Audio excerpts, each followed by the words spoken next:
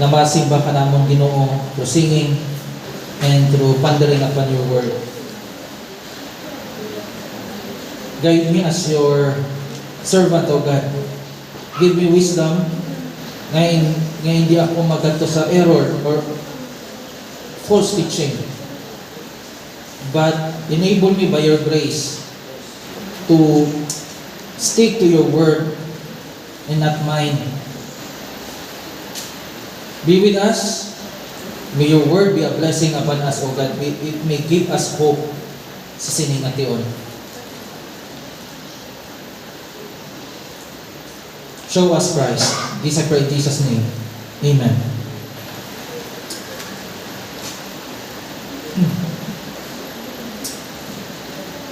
Before I start sa aton nga pamalandong sa pulong sa Ginoo, I'm not here to hurt you. Ang primary reason nga ari ko din is to preach the word. Now, as I preach the word, I want to give you 3 assurances. First, I'm preaching primarily not to hurt you. Although, ang mga kamatuoran nga makita naton sa sining aga, it may hurt us. It may hurt us. But that's not my primary reason. Ikadua, I'm preaching to give you hope. Kag ikatatlo, I will preach the gospel. Nothing but the gospel. Now, ari kita sa Romans chapter 6. And kung nantawon naton ang verse 1, what shall we say then? I am using English Standard Version. What shall we say then? Are we to continue in sin that grace may abound? By no means. Now, nga nakahambal si Pablo sini nga mga pulong. Kung nantawon naton ang konteksto sa Romans, ginapakita dira ang gospel. Romans chapter 1 verse 16, for I am not ashamed of the gospel of Christ or the gospel of God. And nagsugod si Pablo sa iyang nga gospel. So sino nakabati? May nakabati na sa inyo sang ginatawag na Romans Road nga pag-preach or pag-share sang gospel. This is the Romans Road. From chapter 1 to chapter 16. Now, nagsugod si Pablo sa righteousness sang Diyos. And through the light of that truth that God is righteous, makita man nila ang rebellion sang tao. The sinfulness of men. Through the light of the attribute of God nga righteous siya. And kung nantawon nato ang Romans chapter 3, daga-concentrate lang kita sa chapter 10. Romans 3:10, as it is written, none is righteous, no, not one. Pero wala nato na consider ang verse 11. No one understands, no one seeks for God. Arada sa verse 11. Wala siyang nakaintindi, wala siyang nangita sa Diyos. Nagsala lang ba si Pablo dire? No, kaya nga, gin-quote lang man niya sa Psalms. Kadua gani gin-quote ini sa Psalms.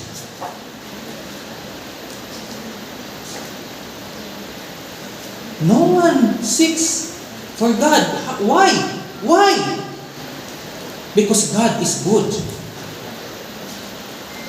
No one seeks after God because God is righteous. And we are not. And we don't want righteousness.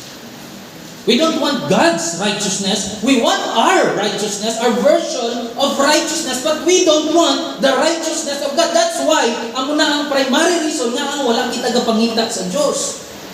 Sino una nagpangita? Kita sa Diyos, ang Diyos sa aton.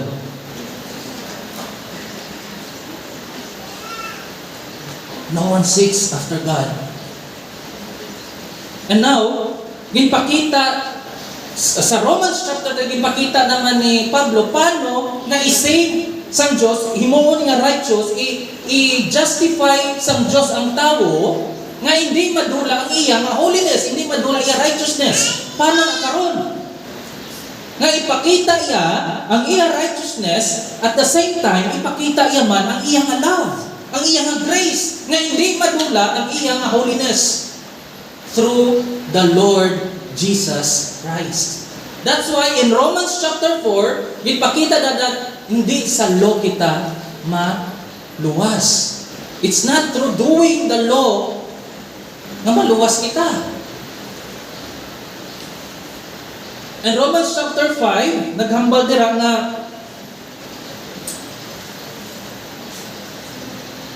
verse 21, so that as sin reigned in death, grace also might reign through righteousness, leading to eternal life through Jesus Christ our Lord. Sa verse 20, chapter 5, verse 20, now the law came in to increase the trespass, but where sin increased, grace abounded all the more. Now, ari ang question karon. Basi, naging anticipate na ni Pablo ini nga question. So, kung silingon gali, magpakasala na lang ako, total, kung gagdamo akong sala, kadamo man ang grasya, ang bugay sa Diyos. Ano hambal ni Pablo? By no means. O sa ibang nga version, God forbid. No, hindi. It doesn't work that way. How? So, dire kita sa Romans chapter 6, verse 15 to 23. Nga, it doesn't work that way. Although, ginluwas kita, gikan sa sala, it doesn't mean, amo na ang license, ang bugay ang license sa aton pagpakasala. Total na ginbato ko man si Jesus Christ as my Lord and personal Savior, okay lang, ibuon ko ni, total patawaron man ko sa Ginoo. It doesn't work that way. Nana.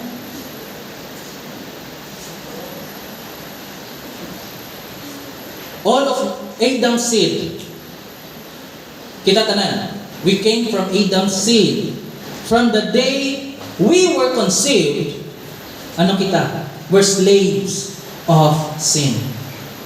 Ulipon kita sang sala. May iban sa aton, may iban ng mga tao nga, they are still slaves to sin, and unfortunately, sadly, until death. Ulipon sila gihapon sang sala. Kag ang iba naman sa aton, praise God, they were both from such slavery.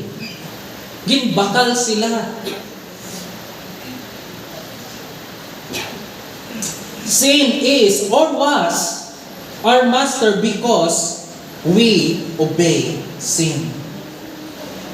We obey sin. And we obey sin because it is or was our desire. Our real owner and master, whatever we may say to the contrary, is indicated by our life. Kung lang makadto kita sa John chapter 8, ginhambal ni Jesus dara na if those who practices sin are slaves of sin.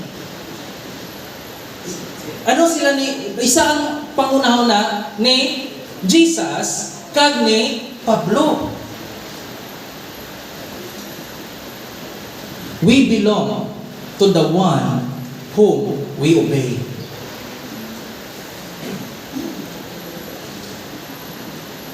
Sin is a master that men love so much. They love that kind of master.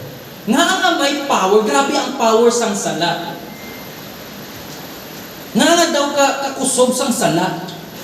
Kung lang tawon nato ng palibot, nga daw ang sala kaya ang ga-dominate. Because men love this master. And why does man love this kind of master? Why does man? Nga ang mga tao love gid nila ang sala. Because this master gives them exactly what they want and what they love.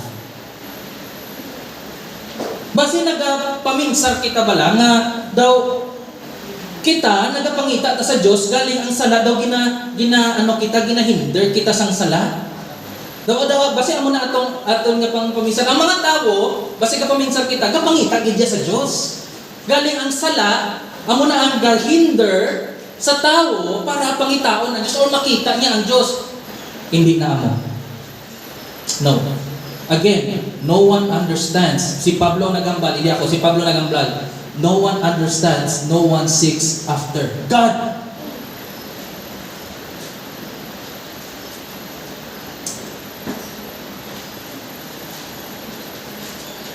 And ang sala, gambal gid sa tao nga ay wala na hindi mahatag sa Dios imo gusto. Ti ang tao anong ginahimo sa tao? Tuod no, hindi ginahatag sa Dios akong gusto, hindi ko na magsunod sa iya. That's how it works. Nga ang ginaobey, nga ang ginasunod gid sa tao ang sala because of the sin nature of man. Because of its nature. Men don't want God. Pero nga may mga gasimba gyapon. Nga may mga gasimba. Nga may mga gasimba gyapon because they don't want God. They want blessings from God, not God Himself. Masimba ko ya para pakamuyuhan ko sa Diyos. And wala ginabutang hindi siya normal nga kalatabo. Hindi normal nga kalatabo nga magambal kita ang Diyos ang akon nga blessing. Wala nagakalatabo. Ang ginapangita gid sa tawo, masimba ako sa Dios para ihatag niya akong gusto. Daw genie. So, is it seeking God? Seek ye first the kingdom of God. You know what? Seeking first the kingdom of God, makasik lang mo sa kingdom sa Dios by His grace. Sa bugay lang gid niya. Nga kay kung pabayaan ng tan, we will never seek God.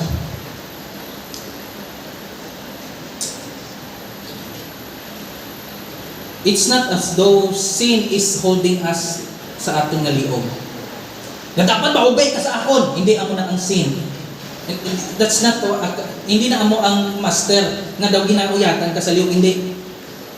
Nga daw sa Bible may mga gipapangkot ako which is unanimous amo nga sabat. Daw wala unbeliever sa Bible nga gitintad. Wala sing unbeliever sa Bible nga gitintad. Wala. Nga iya na mo. Iya na. Kung may temptation daw ano mo ginya daw temptation ini, butsilingon, basi wala ko kita sa imong nga tagipuson pero basi anak ka sa Dios. Giluwas ka ni Kristo pero wala sing sinner o wala sing unbeliever nga gintempt sang yawa. Hindi na itempt kay galakat na sabis ka hindi na iyang balance ang yawa nga sunod sa akon, masunod gid ang tawo sa yawa, masunod gid ang tawo sa sala. That's our nature.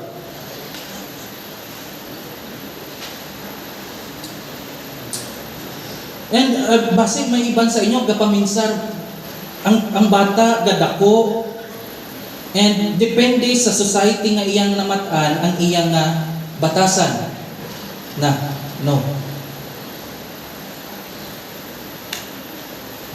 na nahambal ko ni ang mga bata is even ang baby, ako may baby ko yan, even babies, they are not angels. Babies are not angels. Hindi anghel. Kung mamatay ang bata, hindi siya maging anghel. Tao siya gyapon. And that child still has its nature. In sin, was my mother conceived me? Hambal ni David? Yeah, that's true. Walang tawo na ang mga gahambal nga ang mga babies angel. Amo na sa mga tao nga wala bata. Wala na kaagi bata. Wala anak. Because kung nantawon niyo gid ang bata, nature na sa iya ang selfish. Selfish. Nara na sa iya because of our sin nature. Now hindi society isa pa gid sino ang membro sa society, di ba kita? Mga bunch of sinners. And anong ginamol naton sa bata kita nga mga sinners? Sin man Now, namin kay thanks be to God, ginbakal kita gikan sina nga slavery, gikan sina nga pag-ulipon. Anong ang price? Ano ang ginbayad sa aton nga manluluwas? Iya nga precious blood. Those who are in Christ are now free from the slavery of sin. They're free from the slavery of sin. But ang pamangkot amo ni, if free na kita from the slavery of sin, are we really free? Or mayara lang tabago nga master? That's why gintitulan ko ako nga message, sini nga agad the new slavery. Hindi na siya pareha sa una. Slave man gihapon ang mga tao nga ginbakal ni Kristo Jesus through His blood. Ang nakalain lang is na transfer lang ang iyang loyalty sa bag-o nga master. Hindi na siya loyal sa master ang sala, pero loyal na siya sa nagbakal sa iya gikan sina nga slavery. By the way, diin ta ginbakal. May basin man nagambal sa inyo, ginbayaran ni Jesus through His blood si Satan para maano kita, ma-free kita from no. Ang ginbayaran ni Jesus ang Diyos mismo. Kaya dito kita yan nakasala. Okay? Now, ang word na slave sa inyo servant, pero kung lantawon natin sa Greek word, doulos, slave din siya or bond, servant, bayaran. Kung idig pagin natin ini, aning doulos, daw appliances, sila yan, daw wala sila right. Wala right nga magreklamo, wala sila, kung anong gusto himong unsang master sa iya, amo na dapat iya nga sundon. Wala sa freedom. Totally, ang iya nga kabuhi, yara lang sa iya nga master. Kung patyon sa, okay lang, ang tanaw lang man sa mga tao sa appliances lang. That's a slave. So, amo na ang dulos. Now, hindi kita free. We may be free from sin, but we are not really free. We don't have really freedom. Kaya nga, bago na ang aton nga master. And since nga ginbakal kita ni Jesus Christ, ang aton nga bago nga master is the Lord Jesus Christ, the righteousness Himself. And ano ang ma-change sa tao? Sang ginbakal na siya, there must be change. There must be change. Or changes. First, the change of character. From sinner to righteous. Change of character from sinner to righteous. Verse 15 to 18. What then? Are we to sin because we are not under law but under grace? By no means. Do you not know that if you present yourselves to anyone as obedient slaves, you are slaves of the one whom you obey? Amo na ba ko, either of sin which leads to death or of obedience which leads to righteousness. But thanks be to God that you who were once slaves of sin have become obedient from the heart to the standard of teaching to which you were committed. And having been set free from sin, have become slaves of righteousness. Again, men obey sin because they want to obey sin. They want to obey because of their sin nature. Sinners by nature, amo na amang tao. Para ma-free siya from the slavery of sin, paano dapat iya nga nature ma-change? Again, gusto sa tao ang sala. Amo na ang paborito niya nga master, amo na ang ginapalanggan niya nga master. So para makahalin siya sina nga slavery, para ma-free siya, para makita niya kung ano ka wala to pa. Ang sin as a master, his nature must change. Pero may problema kita. Hindi kaya sang tao nga i-change ang iya nga nature by his own effort. Hindi niya ma-change ang iya kaugalingon kung mayarap kita kung New Year, may New Year's resolution. Sino nakatry na kita tanan New Year's resolution? Saan o nag-expire? Di ba? Expire tanan. Wala pa gani kalabot guro 1 month, expire na. Ang New Year's resolution naton. Now, why? Because we don't want to be, hindi natin gusto naman change. Pero, anong hambal sa verse 17? But thanks be to God, that by His grace, we became obedient from the heart to the standard of teaching. Anong standard of teaching? Obedient from the standard of teaching, ano ni siya? The gospel. The good news. The time that you receive the gospel, anong receive the gospel? You repented from your sin and placed your faith on the Lord Jesus Christ, may change na da. May natabo na nag-change dara. Kaya nga kung wala ka nag-change, hindi ka mag-obey or kung hindi ka magbaton sa gospel, you will not repent or nor you will put your faith on the Lord Jesus Christ. By the redeeming work of Christ, gin-declare kita sa Diyos as righteous. Ano na siya? That's justification. Declaring us as righteous. So, ano natabo karon? We became slaves of righteousness. Hindi na kita slaves ng sin, but we're slaves of righteousness. Pero nga naghambal si Paul, but thanks be to God. But thanks be to God. Because hindi kita ang nag-change sa aton kaugalingon.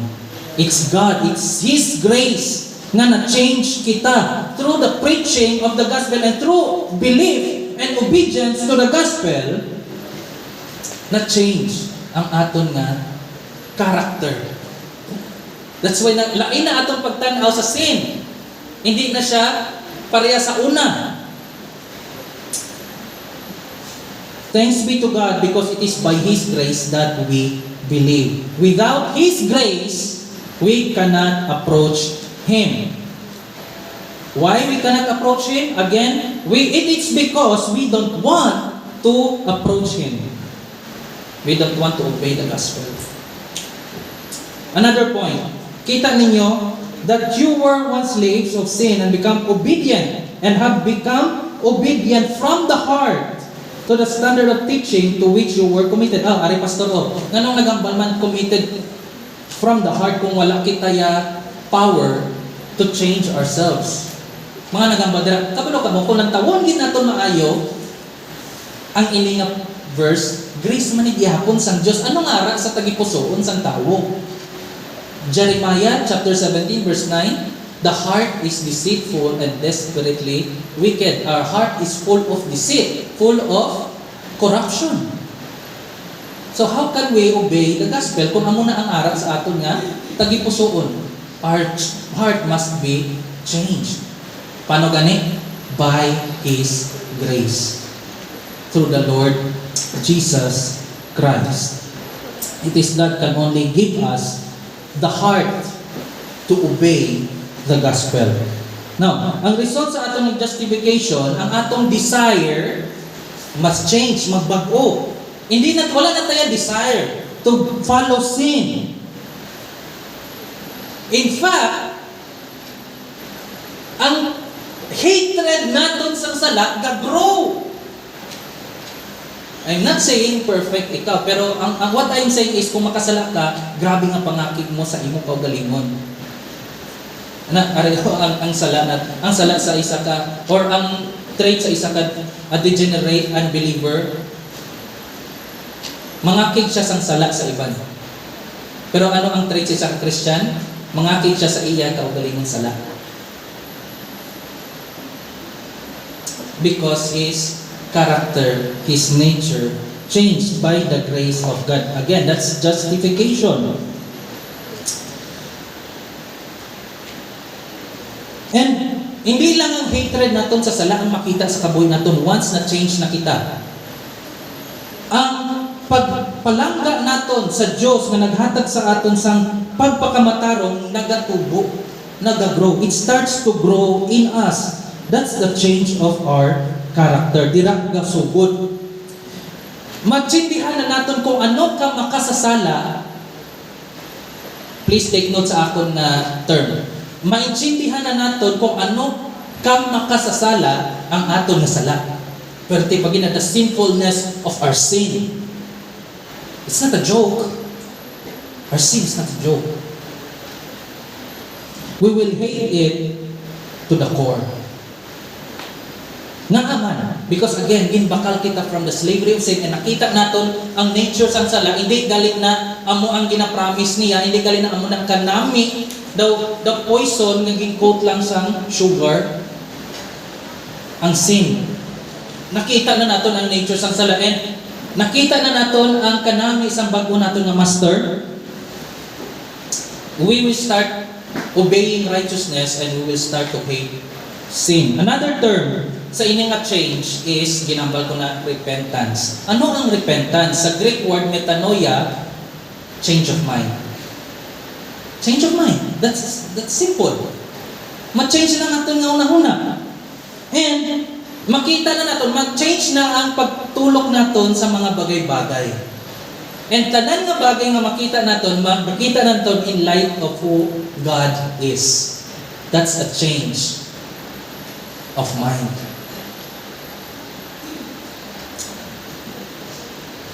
Makita na natin kung ano ka sinful ang aton nga sin.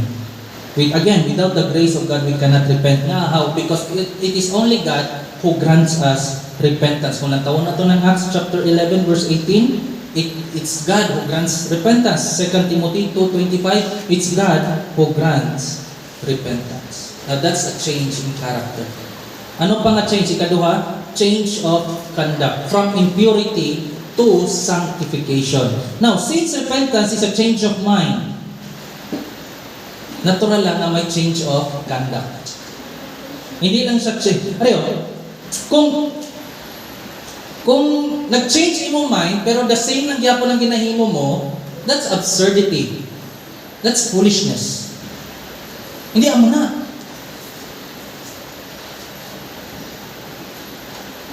Though, na-discover mong bala nga ang kalayo gali, init, makapasok, pero gahampang ka mangyapon kalayo. Amo lang na, ka-foolishness. Kung na-change na yung mind, abi mo, first time mo naka-discover nga ang kalayo gali, init, mahampang ka mangyapon, that's absurdity. Agdatagaan mo ka mo example. Okay. So, dere, gapungko ka mo, gapamatit ka mo sa akon, gakanta ka mo, we're doing this routine weekly. Kaya nga aman, kaya ang inyong paminsaron, safe ka mo direct. Comfortable ka mo sa ginapungkuan nyo. Okay, so amo na ang ara sa paminsaron nyo. Safe ka mo. Gapungko ka mo wala ka mo sa ginimo. Pero what if may gulpi lang nagsinggit sa personage? Nasunog ang personage, ano himuon nyo? Mapungko lang kayapon ka mo Hindi, di ba? Kaya nag-change niya inyong mind. Nga hindi nagaling is-safe. So, himuon nyo? Magwa ka mo. Makadto ka mo sa lugar na safe. That's how repentance works. That's how repentance works. Now, kung makita nyo nga ang sin gali, amunika higko, amunika corrupt, and nakita nyo ang sin, ang corruption sang sin in light of God's righteousness, as a wise man, as a changed man, mapalayo na kamo sa sala. Hindi na kamo mag-enjoy sa sala, kundi mag-enjoy na kamo sa Diyos, mag-enjoy na kamo sa iyang righteousness. That is real freedom. Ang nakabutang sa paminsaron natin, ang freedom is, I will do what I want. That's freedom. No, that's not really freedom. Kabalo ka mo ng freedom? Ang freedom is doing exactly what you are, nga ginhimo ikaw. Anong nga ginhimo ikaw? Ang robot, nga ginhimo ang robot. Para mag-isa nga itong mga ginahimo. Nga ginhimo kita for the glory of God. That's why nagambal sa Romans chapter 3, verse 23, for all have sinned and fall short of the glory of God. Nga how kay ginhimo kita for His glory. And because of sin, wala na nato na nalabot. But because of God's grace through the Lord Jesus Christ, sa ginhimo niya dito sa cross, ginbayaran niya, ginbakal kita through His precious blood, lain na aton nga master, kag ano na, ginahimo na naton exactly ang aton nga purpose nga ari kita dire sa kalibutan. To glorify God and to enjoy Him forever. Do you enjoy God? isa pagid sa ano sa master, diin ka na-enjoy. Kung na-enjoy ka pagyapon sa sala, that's your master. Kung na-enjoy ka na sa Diyos, and you worship Him, you glorify Him, ang Diyos ang imo nga master. Now, those who are in Christ present themselves to their new master. Kung natawag natin ang verse 19 and 20, I am speaking in human terms. Because kung hindi niya i-simplihon, hindi sila kaintindi. Because of your natural limitations. For just as you once presented your members as slaves to impurity and to lawlessness, leading to more lawlessness, so now present your members as slaves to righteousness, leading to sanctification. For when you were slaves of sin, you were free in regard to righteousness. Paano na tumabalaan nga ara ka man gihapon sa sala? Master mo gihapon ang sala. Lawlessness leads to more lawlessness kung ang sala mo gagrow. Paano na tumabalaan nga ara ka na sa righteousness? It will lead to sanctification. You will love righteousness. You will love God. Ang imo nga paglakad in holiness, upod ang Ginoo gagrow. Because you are now slave to righteousness.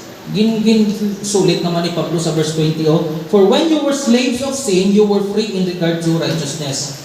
Wala righteousness ang slave sa sala. When I say righteousness, ang standard sang Diyos about righteousness, hindi na ito na malapot. Hindi na ito malapot. Kaya ang aton nga righteousness is just like filthy rags. But because of what God has done for us, the grace, He bought us from that slavery and may change na sa aton nga ginahimo.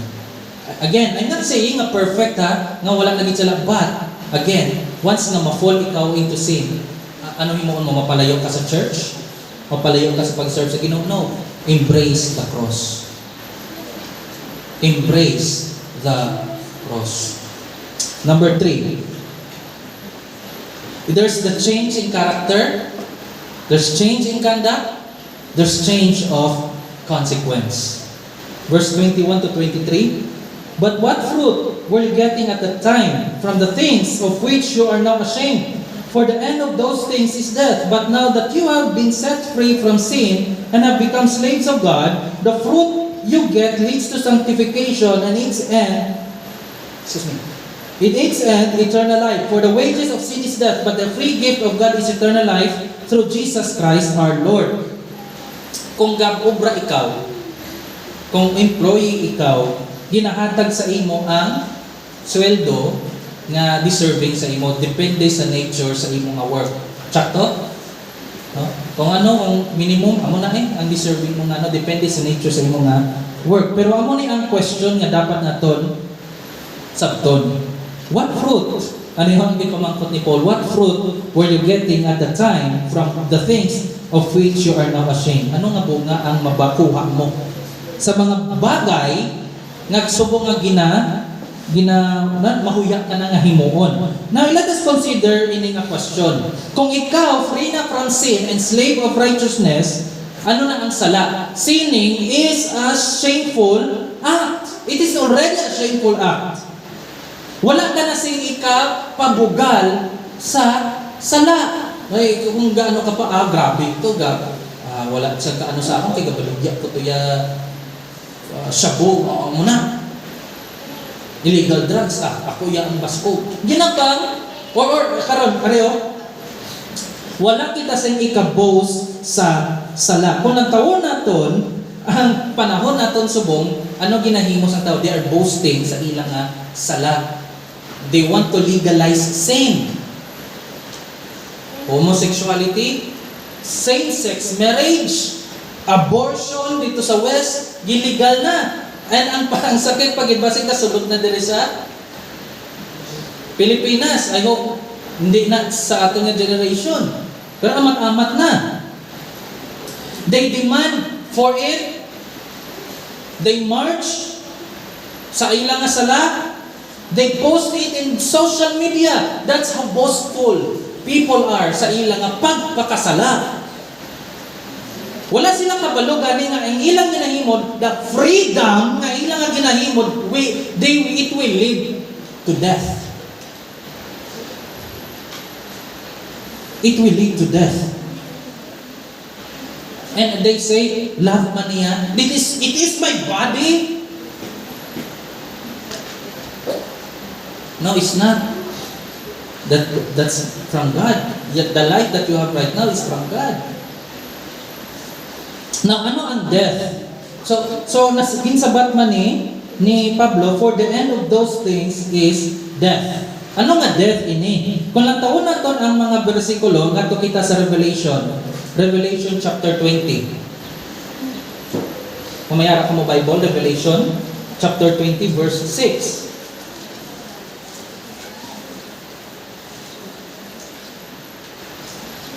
Hambal dere, blessed and holy is the one who shares in the first resurrection. Over such, the second death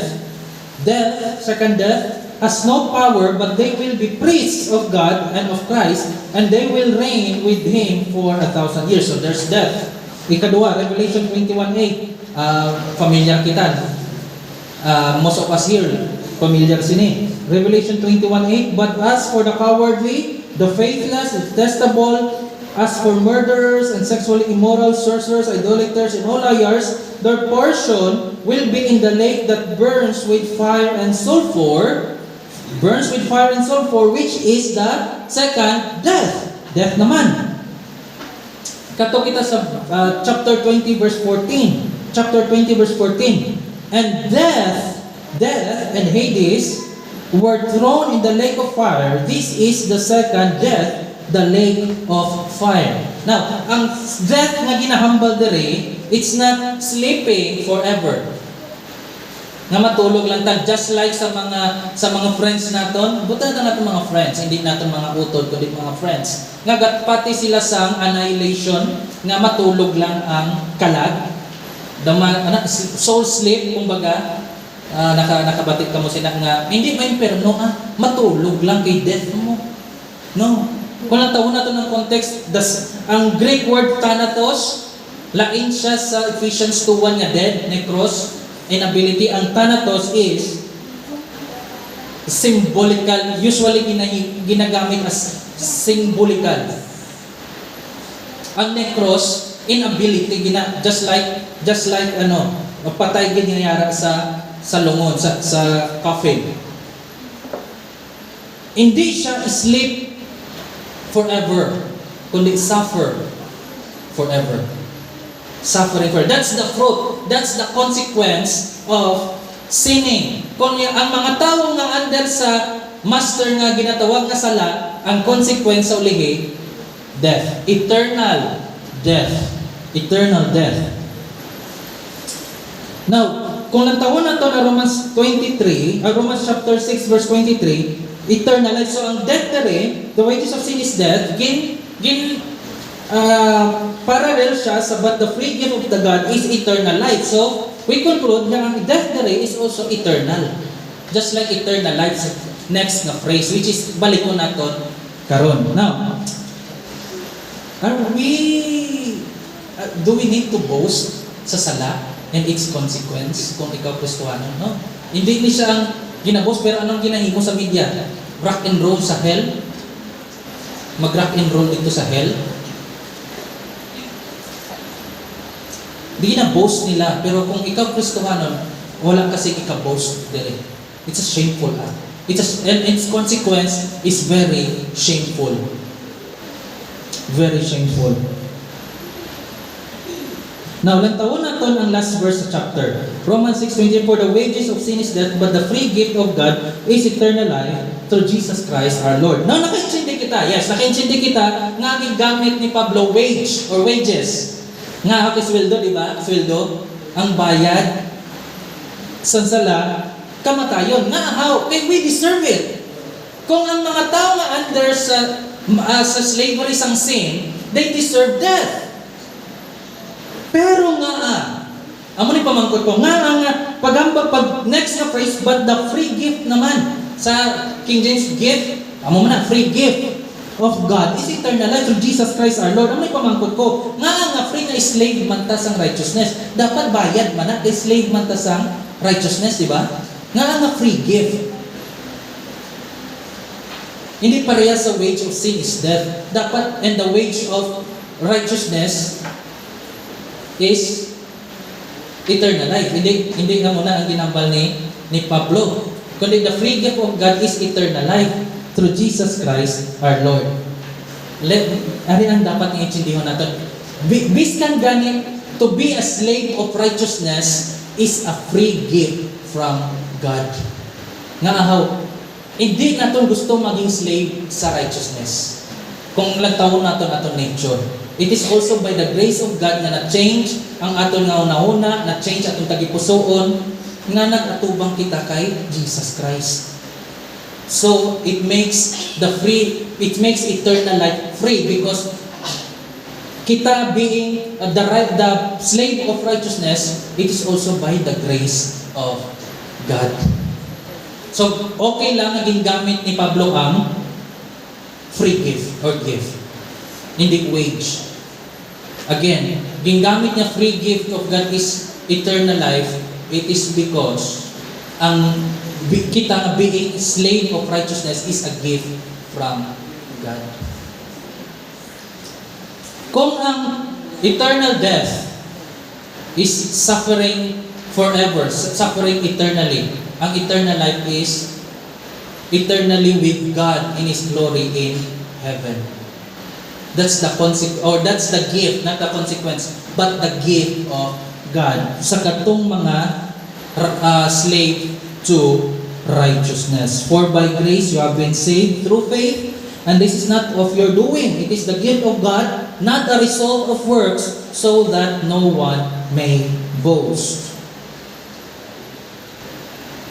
The question here now is, nga ang gusto mo pagyapon, magpa-ulipon sa sala. This is the gospel, ladies and gentlemen, brothers and sisters. This is the gospel. Christ died for us. He bought us by His precious blood.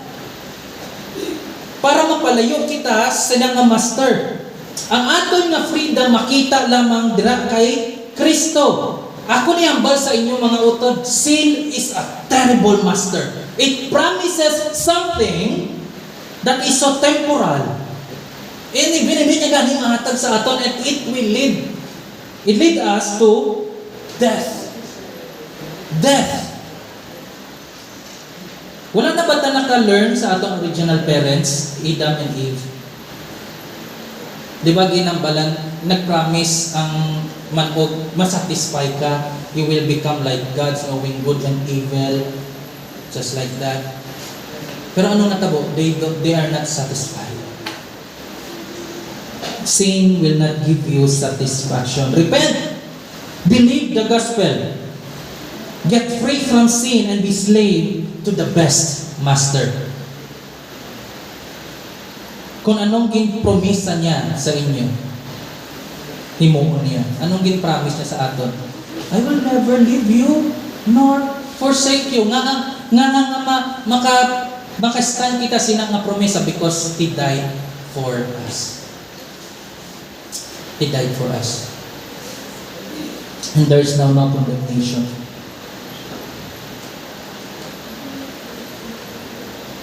Our freedom from sin, again, is the result of the redemptive work of Christ. Now, believe on the Lord Jesus Christ. Repent from your sin. Even repent from yourselves. Hindi ka magsalit sa imong kagalingon. And believe on the Lord Jesus Christ. Siya lang din ang makatag sa imong sang tutuod nga freedom. Siya lang din makatag sa imong sang tutuod nga satisfaction. Thank you for your word. Pray that gamiton mo yung mga pulong for the salvation sa mga tao dito sa buong. And I pray that ini maka-encourage sa man Ginoo yung mga ginluwas mo na to preach the gospel to those who are still under the slavery of sin. This I pray in Jesus' name. Amen.